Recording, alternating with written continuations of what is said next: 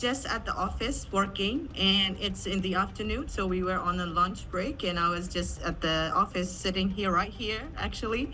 And when it happened, everything's just shaked up all of a sudden, and I didn't realize like it was an earthquake, but then I realized it was not stopping, so I just go under my table and put the cover and hide, and I just waited there, hold it, and feeling it, and it was a bit quite a while. It was over a minute shake, so it wasn't just finishing at all. It took the world to me.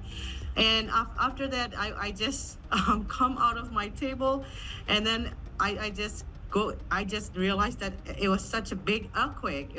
Everything was shaking. I mean, my paintings, the TVs, everything was shaking. In Mandalay, it's so desperate. Mandalay, it's just 12 miles away from the epicenter, and the damaging of infrastructures, the buildings, the roads cracking, airport's tower was just falling, and the bridge, and especially the building damage was so severe, and people are just, they so shocked. People are just, desperate, devastated. And when I see the damage at the bridges and the roads, it was so huge. I have never seen anything like that in my life before. This is so severe, and Mandalay is nothing. We can't. The communication is down, so we have no idea, how our friends and families are okay or not.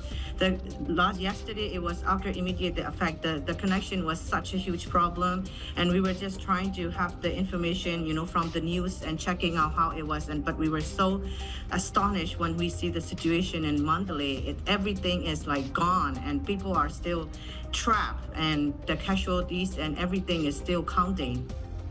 We had our teams, our Go team, already on the way to Mandalay just within 24 hours of the hit, and we're mobilizing all our resources as much as we can. So more teams are now going there, because the road situation and all of that. We're trying to have more resources in there to assess the zero ground situation, the ground zero situation, and we're also coordinating with all the respective, our partners, our stakeholders at all levels.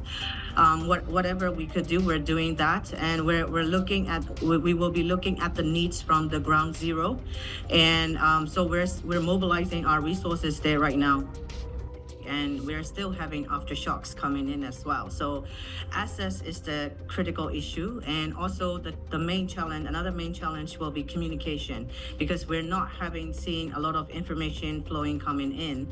We're just having, limited information because of the mobile phones are down, and the internet, we don't know. So we can't get any of access. So these two things, access, communication, are the main challenges for us.